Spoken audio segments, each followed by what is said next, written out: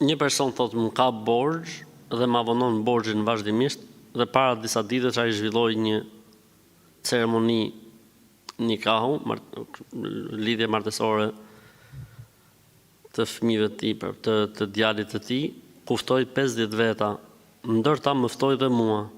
Po unë nuk i shkova se si më duk vetja, ndërkohë që ai kishte borxhin tim pashlyer. Dhe më lejohet që të kërkoj tani borxhin. Borxhin lejohet me kërku në çdo kohë, s'ka lidhje. Po edhe këta njerëz çuditshëm, nuk lanë borxhet, bën dasëm burri uj.